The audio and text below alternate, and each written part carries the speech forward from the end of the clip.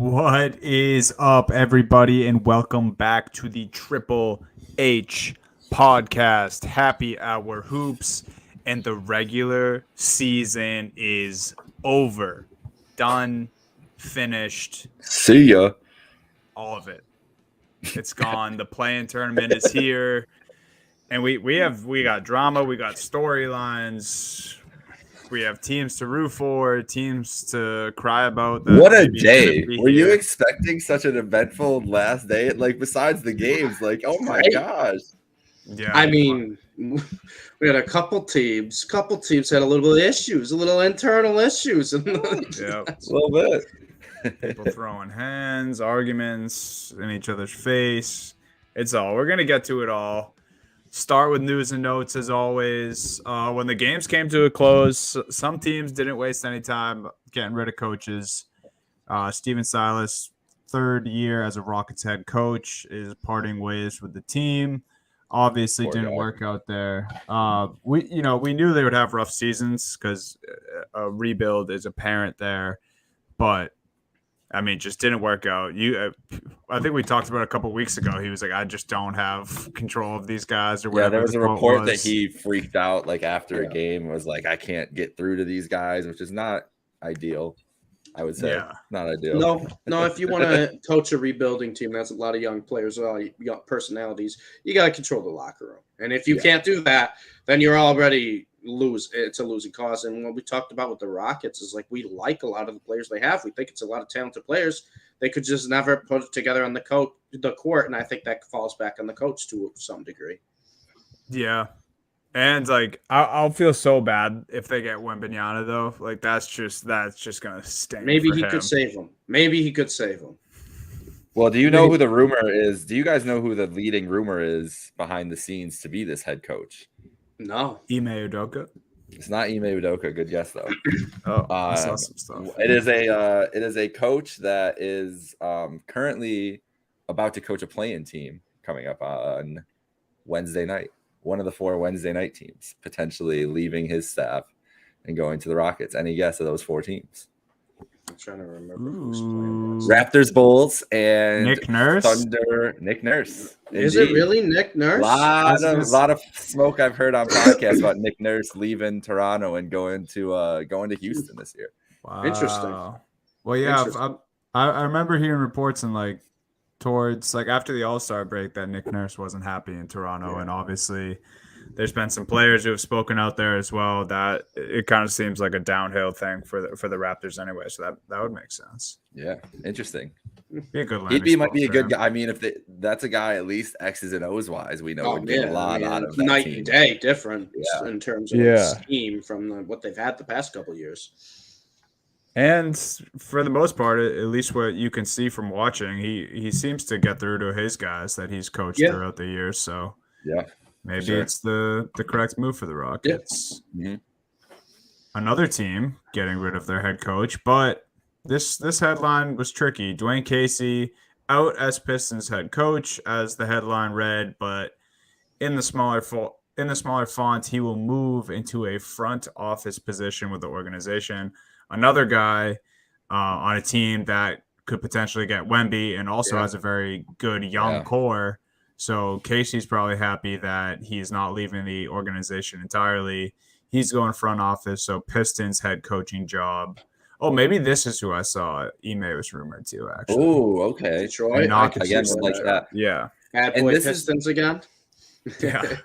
Doesn't this kind of feel, and isn't this funny? Like, this is kind of like the same exact thing. Like, Dwayne Casey's like, they don't want him to coach this team, but he had such a better relationship, obviously, with this front office and whatever the plan is going forward, that they're like, we want you to be a part of this plan, like whatever. And they figured out some kind of way to do this. And then with Stephen Silas, you can see how much of a mess it is there and how much they don't have a plan because he's the fall guy of it rather than we want you to still be involved or whatever, however that worked out. It's just crazy because I bet you it's really the same thing we're talking about. And the Pistons, we're going to be, I'm sure, way more positive about their future as a team that's just as bad than we will be the other bad team that just fired their coach. So it's crazy. Yeah, tale of two teams in this crazy league. They look like they're in similar situations, and then just completely different results there with what they're doing with their head coaches. We'll see. We'll see for Silas though. Maybe he ends up somewhere. Maybe an assistant somewhere. For sure. Maybe he gets another chance somewhere else. The man of the hour, though, from yesterday, Rudy Gobert. He's been making headlines all year for most of the wrong reasons. Pretty much since Danny Ainge fleeced the Minnesota Timberwolves, this has just been bad news for the T-Wolves, man. Rudy Gobert punches teammate Kyle Anderson yesterday in the middle of a game during a huddle, which looked like a disagreement. Then you have reports after the games that Kyle Anderson said he would knock Rudy Gobert's ass out. They went at it again in the locker room. Rudy was sent home, not just asked to sit the rest of the game. They literally sent him home. He left the arena like he was in preschool. Yeah, it wasn't even like he was a jailer. The team's like, you need to go home. Yeah. And now it comes out today that the Wolves have no choice. They have to suspend Rudy Gobert. And so he's suspended now for their play-in game, which, I mean, they're already in a tough spot. They're already playing the Los Angeles Lakers tomorrow night. Now you don't have your 7-foot rim protector in there. Oh, no. He might have helped against Anthony Davis. Maybe that's why he traded first round picks to defend Anthony Davis. Yeah, I mean, you could argue that they kind of started playing better when he exited the game yesterday. So this could be a Utah situation all over again. It's like, how many surprising, yeah. Right. Like before, I never thought Rudy was a great fit in Utah, and I always have thought he was an overrated player. But I never really bought into the fact that he was this big problem in Utah, and him and Mitchell didn't get along, right. So everyone was kind of sour. Yeah. But I mean, now it's kind of showing that maybe he just was the problem the whole time on both teams, which is unfortunate. But I mean, it just kind of looks that way. I think the only thing here that, like, I think Jake touched on a little bit, maybe his defense might have been the thing to help out against Lakers with Anthony Davis to have that. Yeah. But, I mean, we've seen it before. Rudy Gobert just has become a liability come playoffs, even in his best years on the Jazz, when they were his best version of himself, when he was Defensive Player of the Year on the Jazz. Come playoffs, he just kind of gets exposed. So, either way, I don't think it was going to make too much of a difference in this playing game against the Lakers. I think the Lakers have this pretty easy, just the way that they're built. I think they have a great matchup against Minnesota. But regardless, even if you don't know what your playoff expectations are, this is the last thing you want going into the play-in, going into the potential playoff series. Even if they lose to the Lakers, if they could just win one, then guess what? You're the 8th seed, and you get to play the Denver Nuggets. This is the last thing you want. This is the last thing you want in the last game of the regular season, to have one of your star players, and I know we don't consider him a superstar or whatnot, but this is one of the Timberwolves' star guys that they traded a lot to get, and now you're not even having him in the play-in game because of what? Because you're fighting teammates now? I mean, it's crazy to me, the timing of when it happened. Also, the player where it happened, because, Rudy Gobert is not really the guy to be like, oh, yeah, he had the whole COVID thing. You have the whole trade with him. You have the problems with the guys on the Utah Jazz. Now it's here. It just feels like he's just been a problem for the past couple of years. And it's like, really, dude? Like, you chose now to have beef with Kyle Anderson right before the playoffs Kyle Anderson of all people, too. Kyle Anderson of all people, too. And not only that, but for the first time, and it felt like months, the Timberwolves were starting to figure it out. They were starting to play better again. Steve, but the Timberwolves, quote, had to suspend Gobert for throwing a punch but accepted that it was a shot to a chest, not intended to injure Kyle Anderson, because Anderson repeatedly called him a bitch while Gobert was playing hurt. That tweet is the craziest tweet I've ever seen in NBA history. That's crazy. The fact that's like did he just copy and paste that from the agent? Yeah. Like, you need to send this out. Or did Rudy send it? He called me a bitch, Woj. Call me a bitch. I didn't. It wasn't my fault. He called me a bitch. I had to punch him. I forget which one had which, but earlier in the day, like right after the punch happened, Woj had a story up first, and I think it was like the fuck you exchange or something. He put that in quotes, And then like an hour later, Shams had his story about the locker room fight, and then it was just like he called him a bitch and said he's gonna knock his ass out. I'm like, Woj and Shams are having a field day being able to fake cuss in their tweets right now. Jeez. Also, I mean, we haven't even like this is just seems like a side part of it, but it's also a big deal. Jaden McDaniels broke his hand in the same game. And I tweeted this out on our account too, but the broadcast was where I got this information from. They just reported at first there was a broken hand, and then someone on the broadcast said that it was because he punched a wall on his way to the locker room out of frustration. Yes. And that's how he broke that hand. So just a lot of self-inflicted wounds for the Timberwolves yesterday. I mean, Jaden McDaniels is obviously not one of their big name guys, but he's a solid piece for this team. Very solid player for him. Yeah, he's a high motor guy, long, athletic, can defend. Mm-hmm. And there goes another guy that you don't have for this super important two playing games if you lose coming up. It's just they will lose. They read the script and they saw, we're gonna lose by 30 to the Lakers. They're like, all right, we can't do this. So let's just end our own season before that. Yeah. But no, it's terrible timing because, like I said, the Timberwolves were finally starting to play better. They were getting healthy again. Obviously, you get the big cat back, helps a lot, but they were starting to play better. The role players were just kind of working. And now we talked about, right, because they lost Naz Reid a little bit ago, too. You lose Reid, you lose McDaniels, you have Gobert suspended. Like, what are we doing?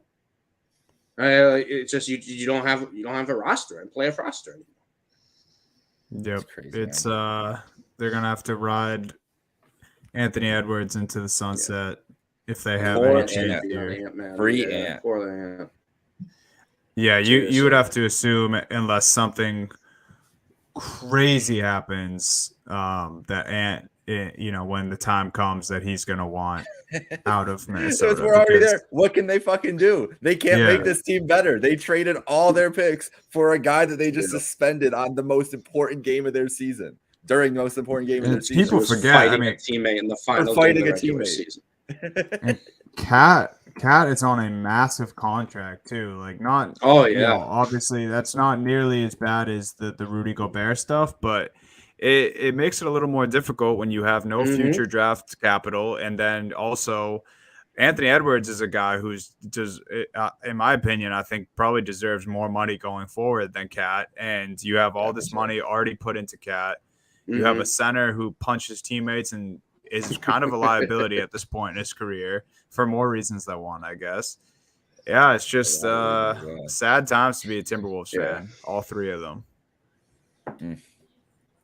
But I rest my case. Steve, we'll keep this other sad bullet point short here. Oh, I just kind of feel vindicated. I just kind of feel vindicated by this because everyone was at my neck. Is this surprising? Is this surprising? No, Donnie? Not at all. And this is what I've been trying to say the whole time, bro. Yeah. Kyrie Irving declined to do his exit interview with the Mavericks media yesterday. It was funny. The tweet I saw this in had to throw in that other players attended their exit interviews, such as Luka Doncic. So they're basically saying everyone else on the Mavericks did their exit interview. Kyrie declined. Shocking. Not a surprise, but it's just, it adds more to the ugliness in the fashion, the way the Mavericks ended their season. Yeah. I also thought it was hilarious that the NBA was just like, oh, you guys wanted to invest in us for a wrong phone call investigating them. You guys for tanking. And purposely tanking, which, by the way, so shameful by the NBA. They'll do a worse job. You can't do a worse job than the Mavs did of purposely tanking. The fact that you could still make the playing game. All of a sudden, right before the game, you already announced before Luka and Kyrie's doubtful. Now, basically, your whole team's not playing, but Luka plays the first quarter and then sits out. I mean, it's embarrassing. It's actually sad that a franchise would actually do that when they do have a chance to get there. And I know it might benefit you more in the future. I get that. But you screwed up. You screwed up royally. You did. Just eat it and try to at least make the fans happy. Try to just win a cup. These were winnable games. right? The Bulls and the Spurs are winnable games. All you had to do was play a decent lineup, beat the Bulls, beat the Spurs. You are in the play-in, and then who knows what happens? You've got one of the best players in the world. Maybe he can carry you like he's done the past couple years in the playoffs. But no, instead of that, you just sit everyone, and good. They should be investigated because the Mavs have been a disaster. And I'm fine with them getting called out for it because it just upset me seeing that this is a professional team. Obviously, it's a team that has fans. This is a team that the city of Dallas has fallen in love with for a while, and you just do that. It's just, I don't know. I hate it. It makes me sick. And obviously, yes, Kyrie is going to get a lot of the blame, and the trade for Kyrie was absolutely awful. But like I said, Dunny, there's a lot more problems than Kyrie. Kyrie's just one branch off a tree with many problems. And I, as much as I love Luka, Luka's part of a problem too. He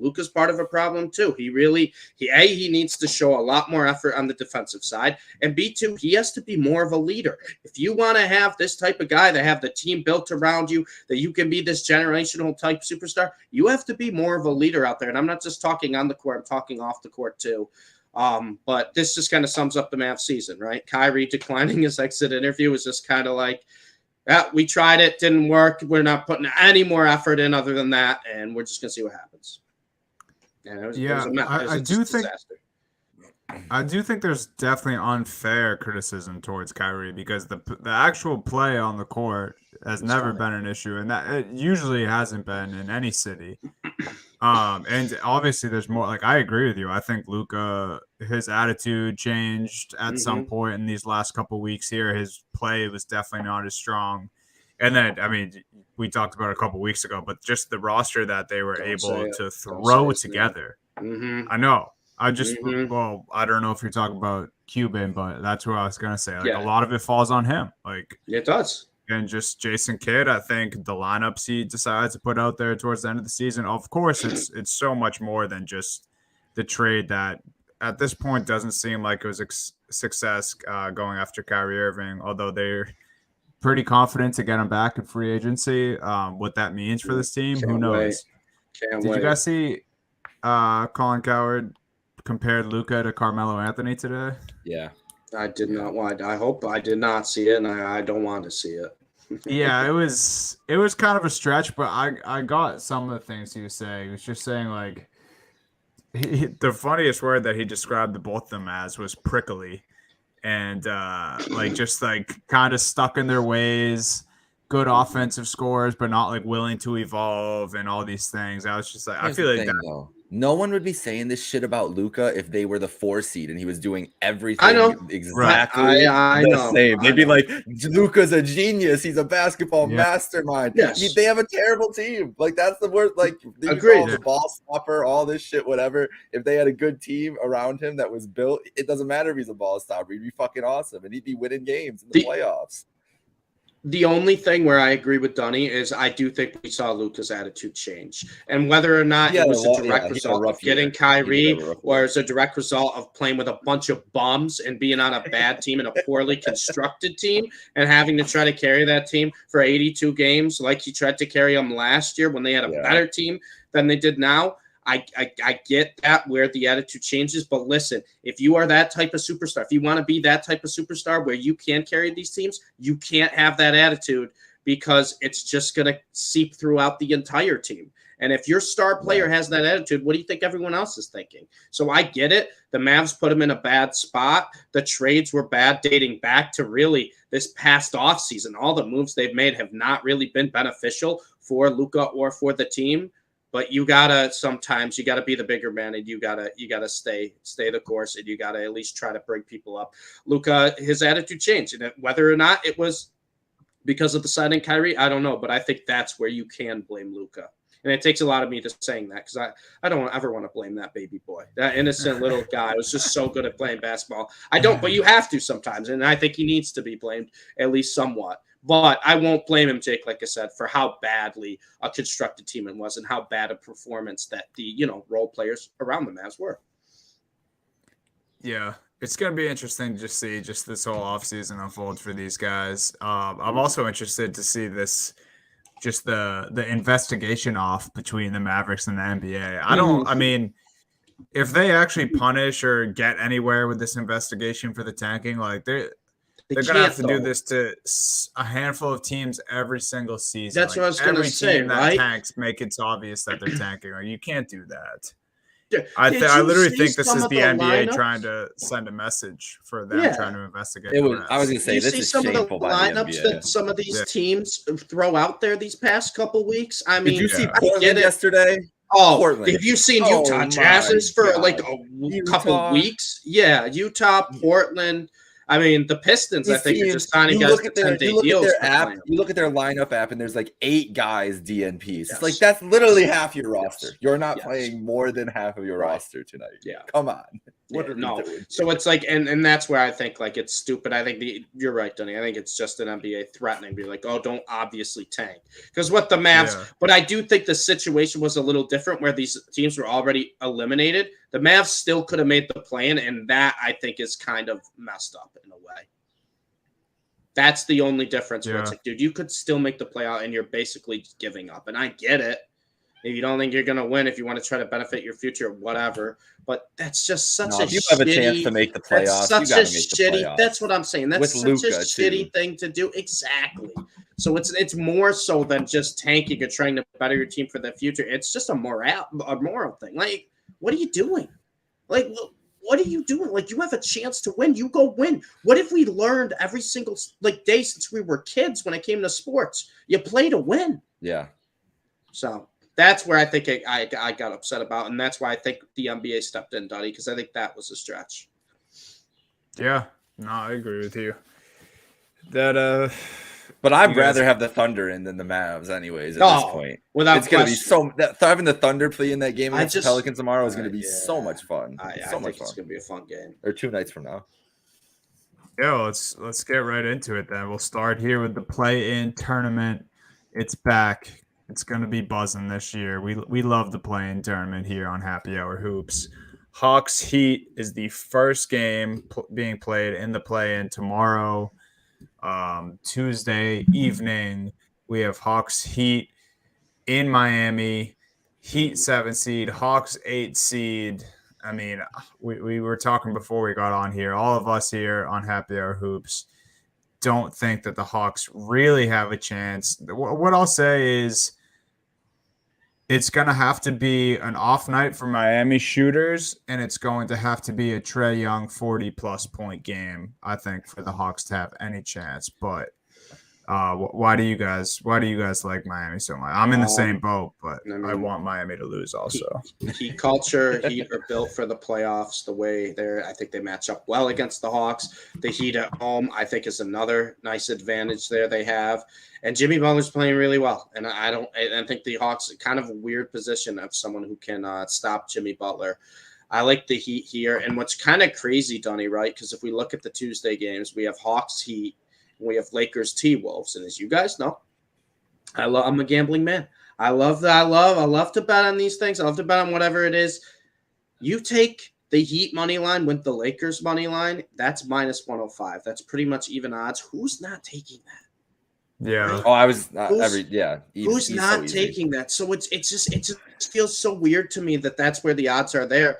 But I just like the Miami Heat. I've talked about this the few past weeks too. I think the Heat are not only a threat to win a playing game, but I think they could give the Celtics a couple games. I think they can make it go 6. I wouldn't be surprised if they stole a couple.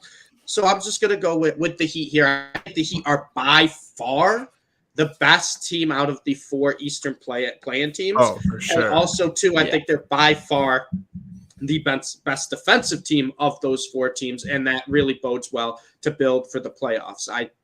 I'll take the Heat here. Biggest thing with the Heat is their depth might hurt them. I don't think their depth's going to hurt them against Atlanta. No. Yeah, I think, honestly, across the play-in as a whole, I think the Heat are better than everyone except for the Lakers. Yeah, I would agree with that. Yeah. Yeah, I agree. I mean, But- and this I'm not like Trae Young going into there. We're gonna see, like, I want to see them in a pressure situation. What this team is gonna look like after all the turmoil they've had this year. We've talked about a lot. The coach, everything with Trae. Who knows what it's gonna look like? Like when push comes to shove tomorrow night in Miami. what is it going to look like? I feel like it can get away from them quick. That's what I'm expecting, honestly. I feel like Miami's going to put the boa constrictor on early. And Atlanta's just the only way Atlanta stays in this game is if they can shoot the lights out, basically. Like if the Miami crowd does a whiteout too, it is over. Oh, you think Jimmy's gonna be on the? You think Jimmy's gonna be celebrating on the scorers table? They get a dub? No, Jimmy ain't like that, bro. Jimmy's gonna be stone cold, like just dead look in his eyes. Even no matter how they Jimmy's win probably pissed they even have to play this game. Well, playoff Jimmy's different too, and you know what? Jimmy Butler's been playing really well at the end of this year since the All-Star break. So you haven't played like that going into playoff Jimmy. Whoa. Yeah, he's ready to go. There's no one on the Hawks. What, DeAndre Hunter going to try to guard Jimmy? Stop it. And I like Hunter, but Hunter's a good player. Yeah, he just can't. No one's like it's. And the biggest thing I think, like I said, I think Trae Young would have to have 40 plus for them to even have a chance in this game.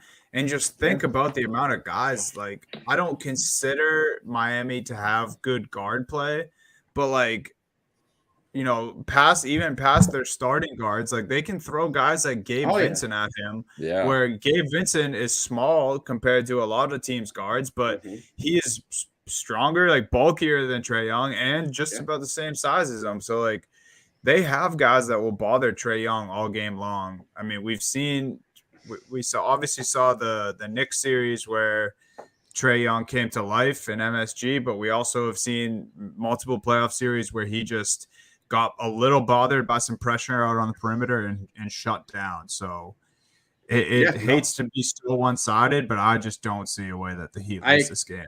I agree, and I think a guy, too, that we didn't bring up who's on the Heat that could really step up for them in the playoffs, especially in this game, is Oladipo. They play Oladipo against those guards. They play him as like the point guard to just cover Trae a little bit. Then you have Tyler Hero at the 2. Like, that can work. Oladipo could very well see 30 minutes in this game, and I think the way Oladipo's built could be a problem for the Atlanta Hawks guards. So I just think they have too many options, and I think you're right, Dunny. It's just – Trae would have to go nuts for them to stay in this game, which he has done in the playoffs in the past. But, man, I'm just taking the Heat. I am. Yeah. All right, so we're all in agreement there. Do you guys want? Well, let's just stay with the Tuesday night slate for now. Lakers Wolves is the late game Tuesday night. We previewed this a little bit in the news just because Rudy Gobert is a big doofus, but. I assume we're kind of all the same way. I think this will probably be a closer game than the Hawks Heat, in my opinion, or at least competition-wise. Okay. I do, yeah. I think the offensive firepower of Cat and Ant will at least let them hang around a bit. I mean, that doesn't mean I think the Lakers could open this up at any point. I think any LeBron James-led team, if the guys around him are knocking down outside shots, I think that's always a capability. Their offense has been going nuts. It's been Lakers buzzing. Are scoring. It really Reeves has. is playing out of his mind. AD looks like AD again. We say this. AD's one of the best players when healthy, and it's one of those things where they just have so many options. And I think Jake, you were the one who told us, right? Post All-Star break, Lakers have one of, or if not the best record in the NBA. On the Simmons show today, they had the stat that since AD's been back, or he's 34 games or something in his 34 game, 31 of the last 34 or something that he's been played in since he came back the first time. They're 20-11. So I think they have the best. That's awesome. I think they have the best record in the NBA since All-Star break. All-Star break or deadline, right? Something like that. Yeah. And you saw me complain about this the past 4 shows of the deals the Mavs did that set them back. The Lakers did the opposite. They made deals that worked for them for the first time in a couple years, and we're seeing it now. These guys are really stepping up, and I know you said it might be closer, Dunny. I think we could see blowout territory here. I really do. I don't see the T-Wolves. They don't have the depth anymore because we talked about it. They lost McDaniels. They lost Naz Reid earlier. They don't have Rudy Gobert because he's out this game just trying to fight. D'Lo's on the Lakers now. D'Lo's on the Lakers now. And, also, too, and I know he's going to play, but who knows what Kyle Anderson's going to be thinking? Yeah. Who knows what he's going to be thinking? But now you go against the Lakers, who finally have depth again. They're healthy again. And, oh, yeah, they have LeBron James, who, when is healthy, when is on the court, he's one of the best players in the NBA. And it doesn't matter what year season he's in now. He's just going to make an impact. They don't have anyone defensively to really match up against that. And it's like, I think, and this goes back to like my theory sometimes with young teams in whatever sport it is. I know Cat's a little veteran, but I think there's going to be way too much pressure on Anthony Edwards. I think he's going to feel like he's going to have to take like 30 shots in this game, really try to carry the team. And when you're a young player like that, it's a growing curve. It's a growing pain. And I think Anthony Edwards is going to be in a really, really tough position where he's going to feel like I have to carry this team against LeBron James and Anthony Davis. And that's just not a recipe for success. Yeah.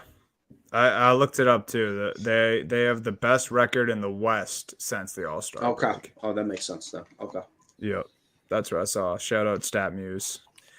But yeah, man, I think you're right. I think I don't know. I guess either of these games could be blowout. I think if I had to pick between the Hawks and the T-Wolves, which are going to keep their game the closest, it would be the T-Wolves, and that is literally strictly because I have more faith. Star talent. Yeah, I just have more faith in Anthony Edwards and Cat than I do in Trae Young. That's basically what it comes down to. I agree. I'm excited to see Edwards like in LA.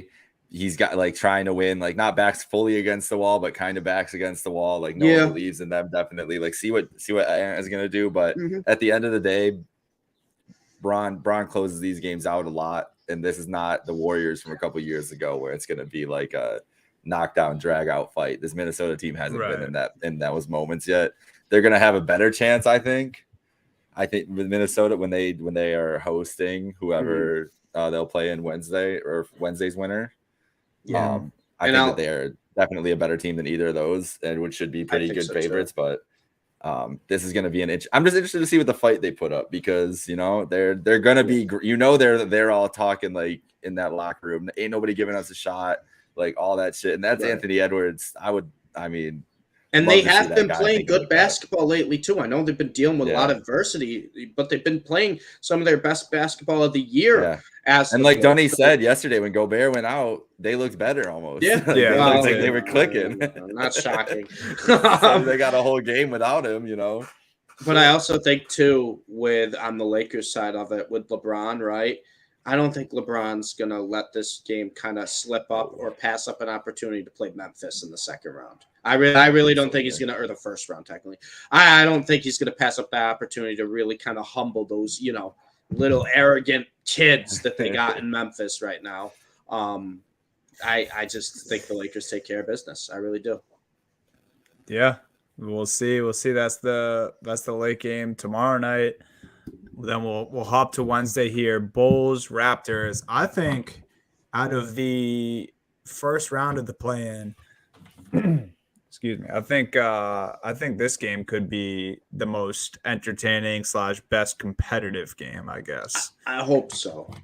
I hope so. I think it has the makings to be a very fun game, a high scoring game, not a ton of defense. Even the Raptors defense isn't bad, but I think the Bulls are going to want to run a little bit, and I think the Raptors will be comfortable kind of going with them. I think it has the makings for it, Dunny. I don't know though. I'm you lean one way in this? I'm leaning Chicago. Yeah. I don't love it.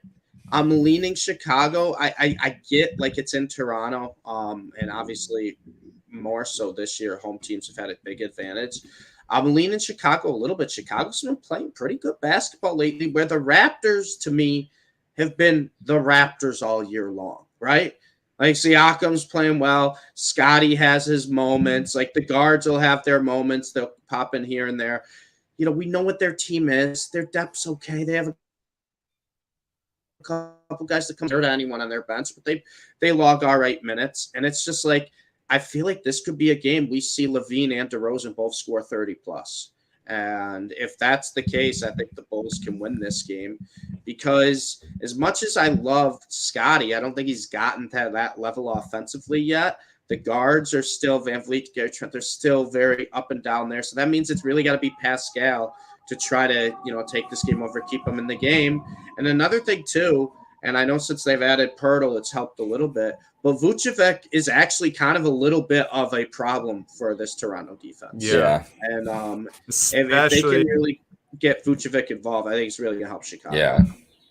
If Pascal and Pirtle are ever both out of the game at the same time, too, Vooch is going to eat because their next biggest guy is Chris Boucher, and Vooch would body him. Yep. I think I don't know. I've gotten 2 close-up looks at the Raptors lately because the Celtics just played them in back-to-back games, and my biggest thing out of this game is I think Van Fleet could be due for another bad showing. Because he didn't do anything in either of the games against the Celtics.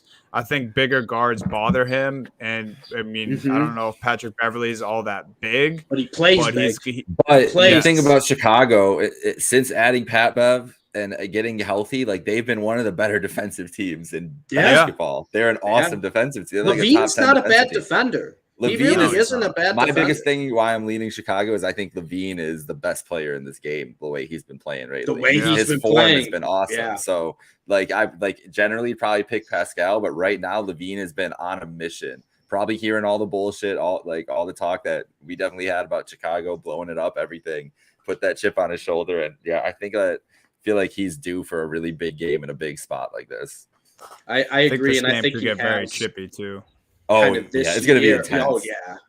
I think this year, too, LaVine has kind of taken a little step over DeMar. Even though we haven't really noticed it too much or hasn't been big in the spotlight, LaVine's kind of became that go-to guy now, and this could be really big for him. But I think it's going to be the best game. I think you're right, Dunny. I think this is going to be the game that I think we're all going to want to watch in terms of the one that for sure most exciting or game we think will probably be closest, right? I think it'll be the most exciting. I think it'll be the most intense, but I do think the next game, the Thunder and the Pelicans, is the most fun. I think that's going to be. Wow, there's a lot of fun players in this game. Yeah. Yes. If we're talking that's fun. For sure. Yeah, this is the late game Wednesday night. Thunder Pelicans. I mean, it's so crazy that we are getting. And I guess neither of these teams would probably be in this position if these two guys were playing, but we're getting robbed of Chet versus Zion in this series. I know. It just sucks, man. Like Zion, at first it was like there was hope that if they make it past the play-in that he'd be ready for a first-round series, and now it's just nothing but pessimistic news when it comes to Zion and the injury. Not even close, right? Yeah. No, he's not close. I think Chet might be closer than Zion. Yeah, I think that's for sure. But I saw a rumor that maybe Chet, if they make the playoffs, not the play-in, they'd have to win twice. All right, guys, hold on, though. If I put my conspiracy hat on, this is just a different hat I have sitting next to me. Let's do it. Yeah. Here we go. Do you think that he's just finessing them and trying to get his way out to where they'll either trade him because he's injury prone, or he just wants to get to the end of that contract and go sign in New York like he's always dreamed of? I mean, I'm sure New York, because he's said it, and now for 2 years, like he was basically healthy this year and then was just gone off the face of the earth. It is weird, but it also he's like the least. He's like the least surprising dude just to wind up with an injury, because the whole he might just be the weight issues and like the way he blew out of his shoe, and then the constant injury since he's been in the league. So I mean, both could be true too, right? Like he could be injured and being like, I don't want to rush back, I don't want to get hurt again, but at the same time, he's plotting his way out. So I mean, I don't hate that. It could very well be true. But we're gonna have to see Brandon Ingram put up 40 points again like he did last night. He's been great. He's been locked in too lately. And you know what? This could be a game where we see 2 40-point scorers with Brandon Ingram and SGA. And you know what? And I'm glad that this is a play-in matchup just for the fact that there's going to be a lot of basketball fans who aren't, diehard basketball fans, but casual basketball fans will get a chance to watch these two players go at it, and two guys who I have considered two of the most underrated players of basketball over the past couple of years. I know SGA really made the jump this year, and people are finally starting to notice him. But Brandon Ingram's a walking bucket too, man. Yeah. And it'll be nice to see these guys go at it for 48 minutes. Yeah, I agree. I thought you were about to bring up your guy Jalen Williams on the Thunder there. I like both Jalen Williams. I like Yeah, both of them. true. Doesn't Yeah, matter. they have Doesn't two. matter how you spell it. I like both Jalen Williams, and they seem to work without how the Thunder's constructed their roster. But if we're talking about guys at the Thunder, before you go Jalen Williams, we got to talk Josh Giddey. Yeah. Giddey's another one I who's love been Josh very Giddey. good for the Thunder, and another guy who Giddey led had a them in lot of rebounding hype this last year. How about that? Kind of fell off a little bit in terms of the hype, but Giddey's been great. He's been great for him lately. Mm-hmm. Insane. Yeah, this I don't know. I think I'm taking the Thunder in this game, if I'm being honest with you guys. I've been too. back and forth on it. Vibes are better. Yeah, and I also have this conspiracy theory. Not to put my conspiracy theory hat on, but I have this conspiracy theory where if the Thunder can win this game and then play a Minnesota team and maybe get a chance to beat Minnesota, then all of a sudden before the first round starts, they'd be like, oh yeah, Chet Holmgren's going to play against the Nuggets. And then That I would be will. insane. Either way, I'm hammering Jokic the shit. Thunder against the Nuggets. No matter what happens. Yo, Meerkat, don't listen. But I would probably take the Thunder. Hammering. Just at least the spread of that series because Yes. I think it'd be fun. I had no one. I mean, I don't know. Why not? Why not? I don't know. Thunder fun. The way I see this game, I just feel like on the Pelican side, I feel like McCollum and Brandon Ingram both have to play out of their minds for them Yep. to win. Same. Where the Thunder, like I feel like I could just see the Thunder playing their brand of basketball, SGA having, maybe scoring around his average, Yeah. and then just Giddey and company doing enough to get the win. I just feel like it just seems like it'd be more difficult for the Pelicans to pull out a win in this game for some reason. Yeah, I do think we also got to remember too, the Pelicans run last year without True. Sun, and B, the Pelicans are another team, not technically like the Heat because the Heat have done it for so long, but Pelicans got some dogs on defense. They do. And if you want to beat a team like the Oklahoma City Thunder, that's a young team, that's a fun team, you want to make it uncomfortable for them. And the Pelicans have a plethora of very good on-ball defenders, which I think you got. Obviously, right? You got Alvarado, you have Murphy, you have I'm just going blank on his game. Herb Jones. They got some guys that are definitely going to have roles and definitely going to put the Thunder young players in probably uncomfortable situations. But I don't know. I'm back and forth on this game. I'm leaning Thunder right now, but it could change. I think, but I do think we have to remember that the run the Pelicans had, they were impressive last year in the playoffs. The reason we were so hyped on them coming into the regular season was because of what they did in the playoffs and the fact that we're like, oh, now they're getting Zion back. This team's like Western Conference, like finals good. So now that Zion's gone, we still have that team though, basically. That exact same team that looked that good in the playoffs last year. So we do have to remember that to a point. Mm-hmm. Yeah, that's true. We'll see how this all unfolds. Real quick before we preview what we have made up of the first round, I should say so far. Mm-hmm. Where do you guys see this going in both conference? Who do you guys think gets the 7 and 8? I think it was pretty easy. We kind of just talked through Heat it. and Lakers 7, right? We both agree that they're going to win. And then 8 for me, I could see any of those remaining 3 in the West. I really don't think the Timberwolves are guaranteed to win, even if they lose against Lakers. I don't think they're guaranteed to win against Pelicans or Thunder. And then I look on the East side, dude. Give me Chicago or Toronto over Atlanta. Yeah. Either of them. Yeah. So I'd probably say Chicago and Miami, and then Lakers, and I'm back and forth between Thunder and Pelicans. Probably Pelicans, but it's very shaky right now. I'm taking Lakers, T-Wolves, and then I think I'm taking the Bulls and the Heat too. Okay. Yeah, I'm going Heat Bulls in the West, and then I'm going Lakers Thunder. I just have a weird. I'm cheering for the feeling Thunder. OKC. I'm Yeah. 100% cheering for the Thunder the whole way through. I am too. I want to see SGA finally get respect of a superstar player and just have a full playoff series where people can watch him do what he's been doing all year long. Thunder have been my default number 2 team in the NBA since Kevin Durant went there originally. There you go. And and it's nice that they have a completely different core now, and I can kind of root for them quietly in this situation. For sure. So, all right, before we sign off here, let's preview what we have of the first round so far. We won't speculate on the TBD matchups just yet, I guess. I mean, we can a little bit because we already said who we think is going to make 7 and 8 in both conferences. I think waiting anyways would be better for those. So we'll start in the East. Jake, let's start with your Cleveland Cavaliers going against the New York Knicks. Let me check the Fitbit, how quick the heart rate starts.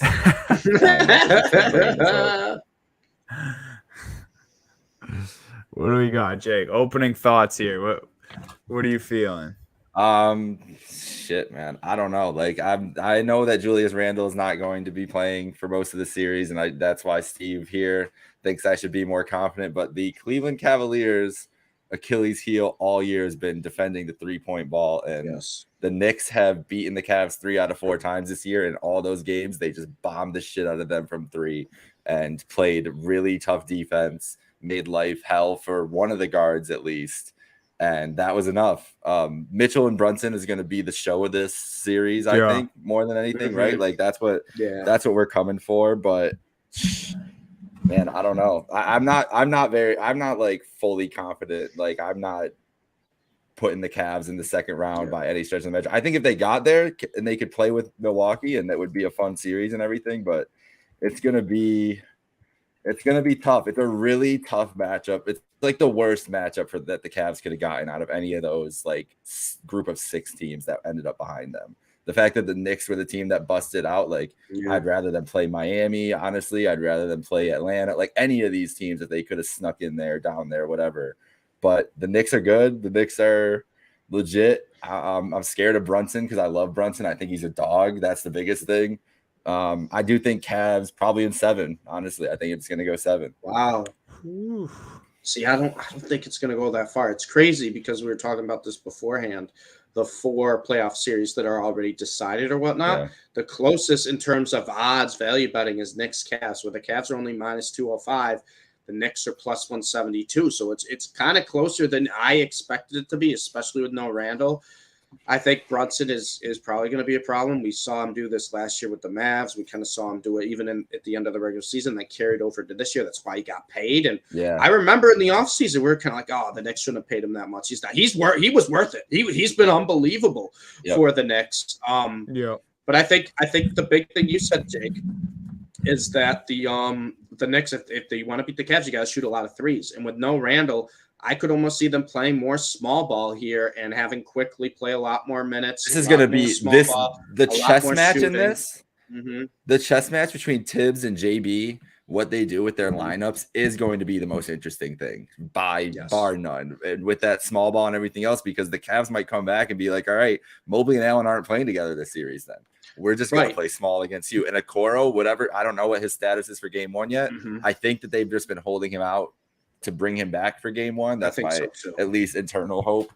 But I think that the Cavs could do that too. And is that a smart thing? Is it not a smart? I don't know. It's gonna, like, that's the most interesting thing is both these teams can do a lot with their lineups. And what are they going to do to attack each other in the playoffs? Yeah. But I think the big thing there though, is that I might sneeze, hold on. But that Mitchell Robinson's going to have to go up against Jared Allen and Mobley rotating.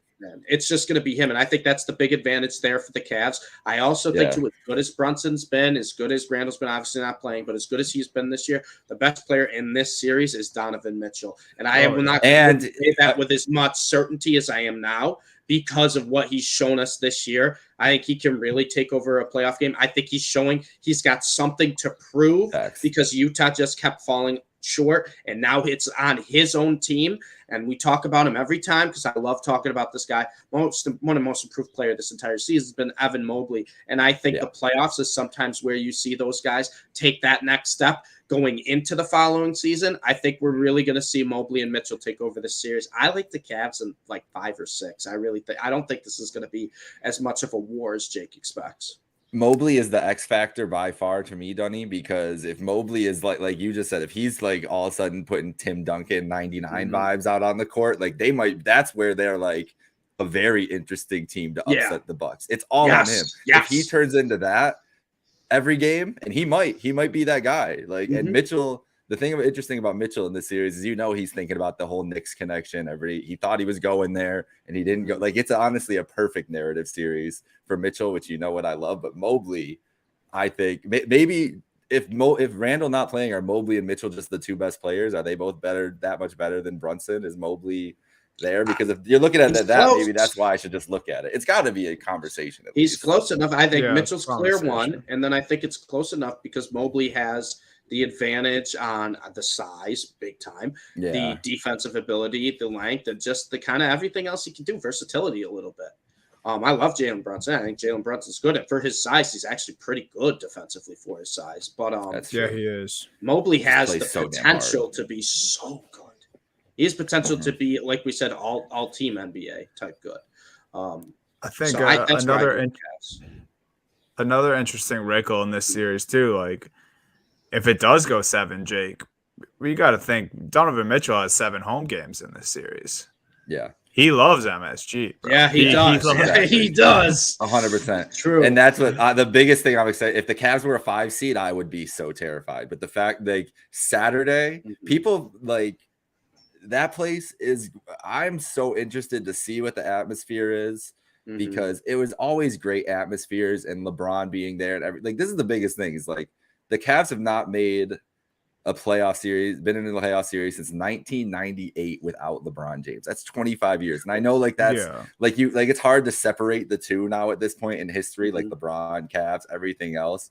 But like from a Cavs fan base perspective, and these players have to like be feeling this and know this, like it's a huge thing for Cavs fans right now because it's like it's trying to get your set a history apart from this guy. Look at the Bulls for the last like 25 years and they have never been able to set an identity after Jordan. They've never been able they were close, close one time to be able to do it and never able to do it. And this is the Cavs' real first chance at following up after, a legend isn't even like the biggest word. And there's been so many times in basketball history, this has happened. I mean, the Celtics and the Lakers are probably the two best examples of being able to do it time and time again. Let's see if the Cavs, they've never had it in history happen to them. How do they come out after this and how do they look? How do the fans feel? How are they during like a playoff atmosphere like that? Are they going to turn on them quick because they're expecting more? Are they going to be behind them more because it's not LeBron? Like, I don't know. But the energy is going to be crazy. That was the biggest thing. Like the crowds both at MSG and at Rocket Mortgage in Cleveland. It's going to be electric all series. Yes. Yeah, man, it's going to be great, man. Last thing I wanted to say here too, I know you guys brought Mitchell Robinson. I think Obi Toppin, who had a 34-point game yesterday, is gonna ain't no stopping. Ain't no stopping Obi Toppin. He has a 3-ball now out of nowhere. He just bangs threes now, which is something he literally could not. Like I called 3 different games in person with Obi Toppin, and he used to just brick his threes off the side of the backboard in college, and now he's developed that outside game. And, I don't think he's like a major needle mover for this next team, but he's someone who's going to have to play well for them to have a chance in this series. Yeah, because definitely you don't have Randall. Yeah, and the depth of this team, in the front court, it's him right now. It's him, Robinson, and then Hartenstein, which you don't want to see that when you're going up against Jared Allen and Evan Mobley every night. So No, that's a great point, Dunny, because it's like the one thing, how much I loved Obi Toppin coming out of college, coming out of Dayton. I thought he was going to be great. And I think when the Knicks drafted him, I know a lot of people are like, oh, it's a boss, bad pick. I think the reason people look at it that way is because they didn't expect Randall to make the jump he did, because that was the same time it happened, was when they drafted Toppin, was when Randall really turned into a type of star on the team, because Toppin was kind of probably supposed to come into that role, would be my guess of what they expected. Randall took that over, and this is a great chance for Obi Toppin to get his name back out there. It's like, hey, I can ball too. I've just been behind this guy. True. And B, maybe if he goes elsewhere after this year, if the Knicks trade him, stick behind Randall his entire career. And you're right, he has been playing better, but it's been in short spurts. So this is a perfect opportunity to really display that, where the Knicks need some size right now in this series against the Cavs. That's a great name. I didn't even think of that until you brought it up. That's a really, really great name drop. Obi Toppin probably will have a much larger role and probably will, get his name out there again in this series. Yeah, like Jake said, I think both arenas will be rocking. It'll be a very fun series to kind of keep tabs on. Nets Sixers, however, maybe not as fun. This could go south quickly, I think, for the Nets. They've played a lot in the playoffs the last couple of years, though. Yeah. It's like third in like 5 years or something like that. Like, I feel like they're always matching up in the first round. And the Nets team this year could not look different from could not look more different. Nets made moves this year, Donnie? Just a couple now. But they got that guy Mikal Bridges now, who I think is one of the coolest things. And he probably wasn't the only player this happened to. But I saw yesterday he played 83 games this year because of the trade. I mean, I love it too, right? We were texting about this in the group where Mikal Bridges starts, and my one buddy who's betting on the NBA every single day, he's looking at these lineups. He's like, why is Bridges the only decent player starting in this game? And I text him, I go, it's probably because he refused to not start for his consecutive game streak. And sure enough, what happens? Opening tip, take foul, come out of the game. But props to Mikal Bridges for in an era where guys are sitting out, it feels like 15, 20 games a year. He's playing every game. And B, props to Mikal Bridges from going from a very solid, not even role player, but a very solid, guy on your team in Phoenix to, oh no, he's the guy in Brooklyn. Yep. And when someone goes from that in just like a few months, I'm very intrigued to see what they'll do in the playoffs when, I say this every time, star power is huge come NBA playoffs. We'll see if Mikal Bridges, if there's one guy who may be a little unfazed under this type of pressure or this new type of pressure, it could be Mikal Bridges. But I'm very, very weary of that because I'm always kind of nervous of a guy who is finally figuring out, oh, I'm the offense. It's going through me. Will he be able to, get to that pressure in the playoffs, especially in games in Philly, which is not a fun place to play. Yeah. Yeah, it's cool for Bridges too, because this what an opportunity for this to be his origin story as a number one somewhere. Even if they lose this series, which I think, odds are obviously stacked against them. They have to go up against Embiid. They don't really have the bodies for that, in my opinion. Claxton's great. He's probably a candidate for most improved player, but he's just not enough. I mean, it's just as simple as that. But I mean, we're talking about Mikal Bridges, who could easily average around 30 points in this series. If he has a game where he hits a game winner, or he has a game where it's been Bridges from start to finish, and he kind of carries the Nets to a victory at home. I mean, this aside from the Nets organization, this could just be a huge game for an individual's or a huge series for an individual's career. Agreed. And 100%. If you can get anything out of that as a Nets fan, or out of this series as a Nets fan, it's hone in on Bridges, see what you got. Yeah. And then I said they don't have the bigs, but I mean, they do have guys like Cam Johnson, Dorian Finney-Smith, who am I forgetting? Who's a great wing defender on this team as well. The fact that they're the sixth seed, Royce O'Neal. Yeah, Royce. The fact that they're a 6th seed after they could have fallen off. They could have ended up in the play-in. They could have all these different things. The fact that they avoided it and were battling for the the 5 with the Knicks all the way to the last couple weeks and everything else. Man, it's so good to see a team bounce back from that when they could have just folded over. So, and it would be, and I wasn't even thinking about it till you just brought it up. You guys just brought it up about the Philly and Bridges connection, which I'm sure he is thinking about every single day up until that game 1 playing in Philly. I can't even imagine the family and friends he's going to have there and everything else.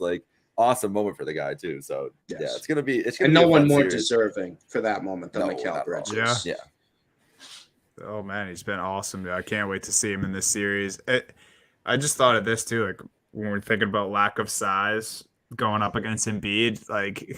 How about how the last 3 years. They had DeAndre Jordan for 2 years and then Andre Drummond last year. Mm-hmm. And all of a sudden now their backup center is Moses Brown, who just doesn't see the floor in the NBA. And I mean, I can't imagine unless it's to foul Embiid, I can't imagine you're throwing Moses Brown in there. But I would hope not. The size difference of these teams is just going to be, I mean, that's going to be the thing. That's going to be the thing that is just so harmful to the Nets' chances in the series. But we'll see.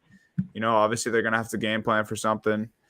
Do you think they give them a series, or do you think this is a Philly 4 games, 5 games? I think it's probably Philly in 5, but I would not be surprised if they do some Philly shit and fuck up a few games here, because it's possible. I honestly think the role players of the Nets are kind of better than the role players on the Sixers. I know this. I don't know. It's tough to say because the Nets role players are also their star players because aside from Mikal, like you don't really have anyone that's like a standout guy. Yeah, I don't know. It's tough. I think the Nets have enough shooters and enough wing defense that they could steal a couple games in this series. But I think Philly in 5 is going to be my pick. Okay. I think I'm taking 6. I think they get it to 6. For me too. Yeah. So that means I like the Nets I hope series so. plus 2.5 games right now, plus 130, plus 2.5. I'll take the Nets plus 2.5 there. I think it goes 6. Yeah, I mean, I would rather that. I would love to see more basketball. I would love to see the Nets win this series, but I don't think any of us are taking that though. Let's finish up with Western Conference here. 2 series to talk about. This is where the drama. I mean, getting drama in the first round is fantastic. We have Russell Westbrook versus Kevin Durant in the first round of the NBA playoffs. Oh, sign me up. CP3 playing against the Clippers in the first round of the playoffs. We have all the storylines here. Russ, KD, I'm just so excited to see the first game where they just, they're going to get into it in some capacity in game easily. 1. It's going to be amazing. The thing that sucks about the series is Paul George probably won't be there this entire series. And I think that changes the whole series. Oh, everything. Changes everything. He's an extra guy who can defend on Book throughout the game, and KD. He can switch on to Durant as well. And then just, if they're not getting offense from someone other than Kawhi, which has been a problem. It's going to show, and it's going to show in this series when you're going up against Booker and Kevin Durant on the other side. But what are your guys' early thoughts / predictions about this? Well, like we were talking about a little bit before the show, is that I'm going to jump on Phoenix early and often because I think that value is going to shift the way they look early on in this series. KD has just been awesome, and what those guys like. KD and Booker are killers. We know that. That game 1, especially, they're going to come out and want to make a statement in that game. I just don't know if those guys are playing at their peak in the West in the playoffs, I don't know who's going to be able to touch them a lot night to night. If you're able to mess with Booker a little bit, I don't think you can mess with KD. KD is not KD is going to be unstoppable. And if the only thing that's going to stop KD is KD. What are his splits that ended up in 50 games? Did you see those pop up on the tweet the other day? Because he tweeted about it through 48 games, and I think it was 49, 60, and 91 or something. So he's instead of a 50, 40, 90, he was a 60, 40, 90 guy this year, which is just ridiculous. Absolutely insane what he can do. And I think if he didn't get hurt, would have won my MVP. Was probably my MVP earlier in the year, even on Brooklyn before he got hurt. And that's crazy that on 2 teams he would have been.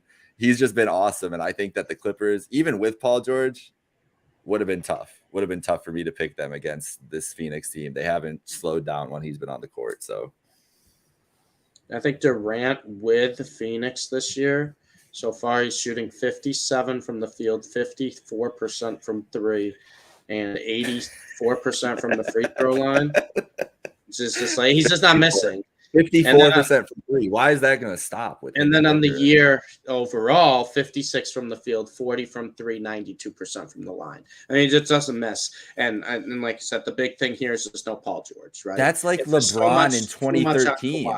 LeBron in 2013 was scoring 55 from the field, and he wasn't shooting 40% from three either. No. I mean, KD's just not missing. He just hasn't had a full season, so people don't realize how good he still is. As much as I love Mikal Bridges, they got a big upgrade with Kevin Durant in Phoenix. And the big thing here is the Clippers have just been so bad defensively in the second half of this year. And now you lose Paul George, who's probably your second best defender. I gotta go with the Suns here. And I think and maybe the Clippers get one or two, but I think the Suns win this pretty easy. And I think you're right, Jake. If you like the Suns, if you think the Suns are as good as they've looked so far, I think they're still undefeated, right? When Booker and KD are on the court at the same time. If you do like them in that terms, you got to take them now. You got to take them now because it's going to go down. It's going to go down quick in terms of the odds. Especially because of the path. Like the Phoenix Clippers winner will most likely face the Nuggets. And so you avoid like that other side of the bracket. Phoenix would smoke the Nuggets. They would. Yeah. They'd smoke the Nuggets in a playoff series. I'm sorry. Like, I know the Nuggets are one seed. They've been great. The Phoenix would smoke them in a playoff series. And you're looking at the other side where you have the Lakers, Warriors, Kings, Grizzlies. Like that's the bracket of death. Agreed. Really in the league right now, I think. So it's a favorable matchup for Phoenix if they assert dominance here. I think they, like you said, match up favorably with Denver, Dunny, and then they're in the West Finals with Kevin Durant. If they're in the West Finals, like everybody's just going to be like, "Oh my God, this team they're destined." Yeah, I think we're all in agreement with this series, and then just the outlook of the Suns going forward. It sucks, man. Like I wish George was healthy. I still think I would lean Suns in this series, but I mean, what a different series this would be. Oh, it would be so much. If Paul George is playing. Agreed. We'll see if Kawhi has that 2019 Kawhi somewhere around there. Yeah. We'll see. We get Kawhi, but we get Kawhi and Russ versus KD and CP3 and Booker regardless, though. Like that's it's amazing. That's just awesome. the drama alone is gonna be fucking awesome, man. And then last matchup we're gonna talk about today, the Beam versus the Death. Like the Beam. Warriors. What a series this could or could no not Cal be going to war. It is, yeah. No it Cal. This is going to rivalry. be a vicious rival. Those teams do not like each other. Kings fans hate the Warriors. I mean, it's Lil Bro and Big Bro too. Like here, and the Kings, the 3 seed, still going to be Lil Bro this whole series. Like we said, what did you say, Dunny? Before I think you said the Warriors 1 point favorites, 1.5 point favorites. I saw 1.5 point favorites for game tonight 1, for the first game. I think it's Kings -1 now. I think it's Kings -1. So it moved a little bit. It's still right around the pick Warriors then. But I think that's how this series is going to go for me, though. I honestly believe, and I like the Warriors. I think the Warriors are a great team. We've talked about the Warriors. You're not doubting Steph Curry in the playoffs. Getting Wiggins back is a huge boost. This is a tough matchup for the Kings. There's something about this Kings team. I don't think they're going to go down without a fight. I'm not going to pick against the Warriors. I think at the end of the day, it's Steph Curry, and whatever you can do, there's nothing stopping that man sometimes. But I think the Kings make this 6 or 7, and I'm going to go out here to say this could probably go 7 and be one of the all-time best first-round series we've seen. Because I think it's not only going to be a long series, but I think it's going to be an exciting series with 2 teams that can score 45 points in a quarter just like that. Yep. Like at will. 2 teams just like that, the way they play. Like the Warriors did yesterday. Insanity. But that's the thing. You have 2 teams, and not only just their starting lineups, coming off the bench too. You have 2 of the best scoring guards off the bench in Monk and Jordan Poole.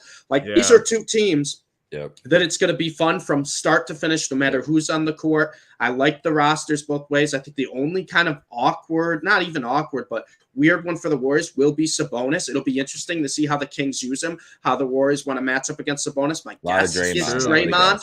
A lot of Draymond on Sabonis would be my guess, even though Sabonis is. We haven't seen Wiggins yet. I would assume he plays game 1, though, right? I would assume so. But I'll take the Warriors, but I think this is going to be one of the best first round series we'll see. And I hadn't even thought of this, dude. Harrison Barnes. Harrison versus Barnes. the Harrison Warriors. Barnes, little revenge there. Exactly. Let's Dude. go, It's going to be a man. great series. Just the narratives too alone, like we said, like the NoCal thing, like this is going to be a lot of juice in those arenas, especially in Sacramento. A lot of hatred towards those Warriors fans that are going to be visiting in there, I'm sure. The fact that this is Sacramento breaking a 15-year playoff drought, 16-year playoff drought, and the Warriors being the Warriors, like the fact that that's who they get to match up against, regardless of the rivalry, but just the status in the league, like. It's good. And the fact that they're the higher seed in that matchup too, and no one's going to be picking them and everything else. I think high variance is exactly what you're saying, Steve, is what I'm expecting. Like there's going to be a game where Sacramento wins by like 40. There's going to be a game where Golden State wins by 40. Obviously, that's going to be Golden State at home. It could be. That's what we're going to have. Like in my opinion, it's just going to be the home teams win every game, and then we go to Game 7, and it's like, are you really going to pick against the Warriors in Game 7 against Sacramento? Right. And that's what we're going to have to decide. And I don't know if I can do that. I've been scarred too many times. So I will that's say, what I come down to. I will say the Warriors who can't win on the road, they did win their last 2 road games. Now, granted, they were playing. Well, Portland was not even a G League team. Portland was not even a team. And I think when they played the Kings, I think the Kings played their starters, but I don't think it was like. I don't think they played them the whole Kings. Game. Yeah, no, they don't. No, they didn't even play their stars that game. Okay. So it's still 2 road wins, and regardless of who you beat, progress. But a confidence boost is what the Warriors need to win on the road, especially going into a playoff series. I think they're going to be. I don't think it matters. I think in the playoffs, the Warriors are going to step on the court and be like, "Who gives a fuck what our road record looked like in the regular season? We're the Steph Curry will be like, "Oh, I'll drop 46 tonight." Yeah, exactly. No, and the Kings are a team you can do that against. Exactly. If you want to try to score 45 against the Kings are going to be trying to score as quickly with you. So. Regardless of what happens with the Warriors in this series, Curry is must-watch TV because he's going to go down with the ship, and he's going to go down shooting like 35 times a night if he has to. It's going to be awesome.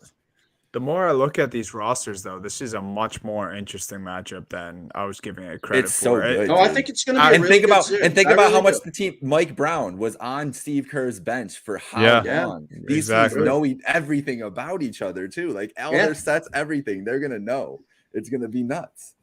And like we talked about, like I was here, I am thinking like Wiggins was going to be like this big mismatch, but I mean, I think not only has Harrison Barnes been quietly just so solid since he left the Warriors, I think there's going to be a little added chip on his shoulder, like being absolutely. this is the guy that you guys had replace me. Okay. Yeah, for sure. Okay. Now I get to see him in a full on first round playoff series.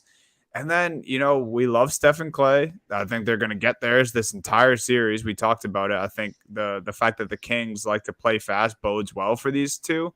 Yeah. But they are going to have to deal with Fox, Monk, Davion Mitchell, just 3 guys who play fast as hell. They all play, at least try to play defense. Like they're going to be up in those guys.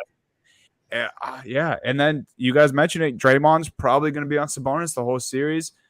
I like Sabonis in that matchup. Like, yeah, me more too. times than not. I just think Sabonis has been arguably a top 5 player post All-Star break. He might get. He might be a top 5 MVP guy, honestly, too. Yeah. He might get into He's going to MVP get votes. He's and going to get votes. Also, Fox, the most clutch player in the NBA by far this season, which is important to note in this game, which could have a bunch of close games. And we're going to be looking at Curry. I think we could see an overtime game in this series. I really do. I game think 1. Give it to me Saturday night, baby. If there's an overtime game in this series, there will literally both eclipse 200 points, I think.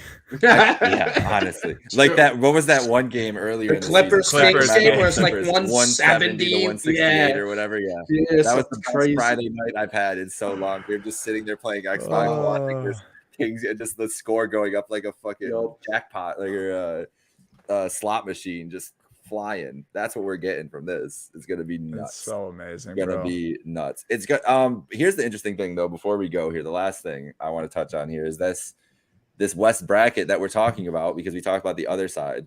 But if the Warriors, whoever wins this series, I don't know what we're talking about if the Lakers win, Lakers Grizzlies. I'm picking the Lakers. You guys know that. I think that's obvious. That's pretty obvious.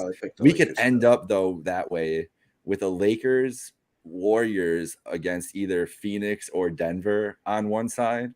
And then you look at that east side of potentially Milwaukee and Cleveland or the Knicks, which I think the NBA would be happy with either of those at this point, and Boston, Philly. That's as good of a conference semifinals 8 that I've remembered in a long time, like with the stories that you could get out of those and everything. And even if Sacramento or Memphis, either one of those teams too in there would be great. If it's Memphis and Sacramento or one of those teams against the Lakers or the Warriors, great stories there too. Yeah, the players, the star power. Whew. Yeah, that's a great point. I mean, we could be looking at the best second round ever. We really we have a crazy road to get there too. Yeah. I do. I think it's going to be one of the best first rounds we'll see in a while because, like you said, there's a ton of good teams, and we talked about this last week. But the Western lower seeds are going to be favored in these series, which the Warriors are favored against the Kings. It's kind of crazy, but that means I don't think the Lakers will be favored. It might be like -110. No, it'll be close against Memphis. Like I think it'd be close. Yeah. Closer, but the Warriors, I'm not surprised that they're favored. Not at all. No, neither am I. But yeah, I just can't wait. I think this is the most competitive basketball we'll see in the early rounds in the playoffs in a while. All right. Should be amazing. That was our play-in / first round of the playoffs. Look ahead. We'll be back on later this week to discuss more. But for now, that will do it for Happy Hour Hoops. For Steve, Jake, and myself, follow at Happy Hour Hoops 1. Follow Trainwreck Sports. Follow the three of us. And enjoy the NBA play-in / playoffs. Yes, sir. Best.